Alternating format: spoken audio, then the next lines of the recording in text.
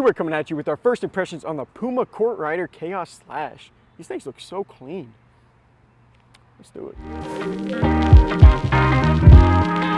Welcome back to our channel, guys. As you can see, we're checking out one of the newest shoes to come out of Puma, the Puma Court Rider Chaos Slash. Kind of a long title, but I don't know, I like the colorway at least. I love this kind of teal blue that we got going on. Chase, what do you think about the appearance on this new model? Yo, all right. So these retail for 100, right?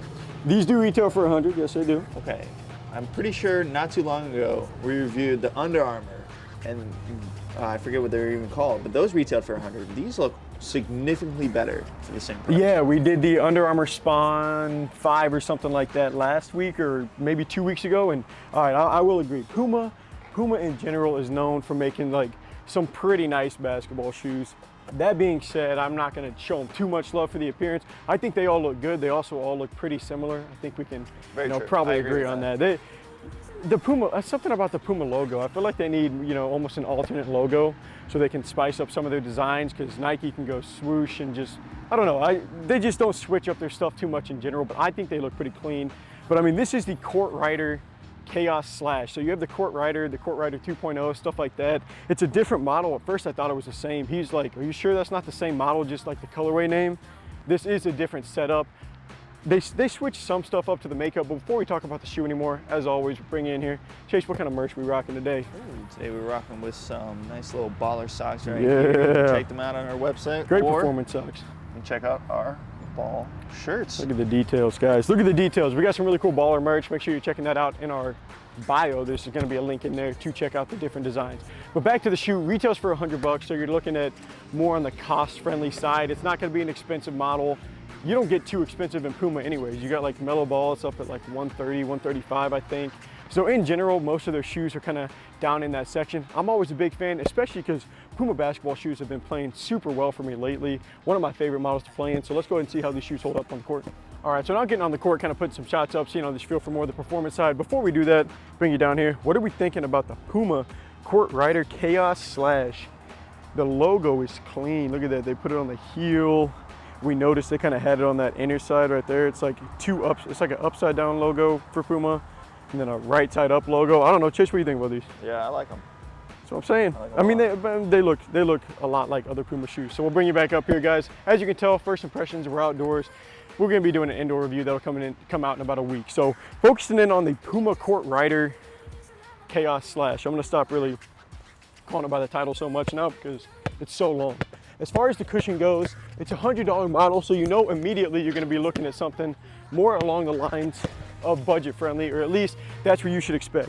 I don't know what kind of cushion that they're using in these. I never break that down before I go inside and check them out, but initially it's a $100 shoe.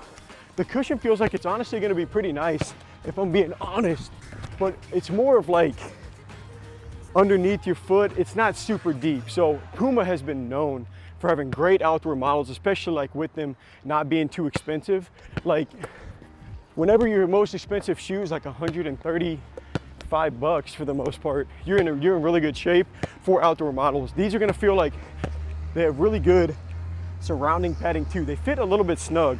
We don't normally talk about the sizing this early, but they feel a little bit snug. I'm actually gonna bring you in here and we'll talk about a few other aspects on the shoe. So as far as the lacing system, doesn't look like it did too much for straps. This is a little bit of an overlay piece, but not really.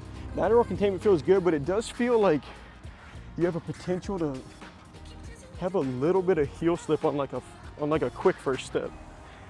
That's something I'm gonna have to test out whenever I kind of go all out indoors. I don't tend to do that outside because I want to test them inside first.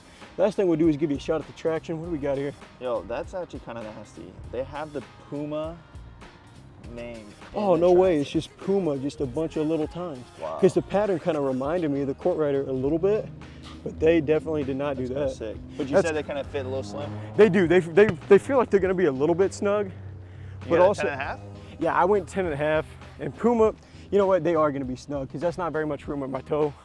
So that is something that I'm going to have to kind of keep an eye on. But the last thing to talk about is the traction. Obviously, we can't do that too much outside because I don't really want to mess them up for indoors. But the grooves seem pretty good. On par with Puma. They're so sticky. And not like necessarily sticky, maybe like squeaky, but they got just like they got bite. You can feel that from the jump, man. I love that. Puma basketball shoes have been like really solid lately. This feels like it's gonna be another one. That wraps up our first impressions on the Puma Court Rider Chaos Slash. Not gonna lie, once again, I feel like I'm gonna be impressed with this Puma basketball shoe. It is tough for them to make a bad model. I have no ties to Puma, no affiliations. Would love to be sponsored by them if you hear this, Puma. But either way, I mean, this is just another solid shoe to come out of their line. There's like the cushioning, it's a $100 model, but it doesn't, you know, make you feel that way initially. I'll see how, and this is a harder surface, we'll see how it plays on an indoor court. For support, the one thing I would say is maybe you got some heel slip, because I do have them laced all the way up, and I felt a little bit of movement. Maybe I'll just time a little bit tighter to make sure. Traction feels like it's gonna be another major strong piece to the shoe. I didn't even realize for the support, these are kind of like some overlays and the straps feed through that. So that's probably why that lateral containment was so solid like I was talking about, but definitely not a bad model. $100, man, I'm a fan. So Landon, we just got done probably reviewing a few $100 models. Yeah, you know, cheap how does shoe. this line up? It seems pretty good to me, but. Once again, yeah, this is gonna be a model. If you're asking me how it plays, I think it's gonna outplay that $100 price tag, just because in order for it not to, there'd have to be like a glaring weakness. Unless I'm slipping on the court with the traction, or unless my heel's like sliding out, I don't see how this shoe's not gonna be able to compete with some other models that are more expensive out there. But for the full breakdown, that'll come out in a week or two. Make sure you guys are staying tuned for that. But that's gonna wrap up our review on the first impressions for the Puma Court Rider Chaos Slash. Until next time, peace.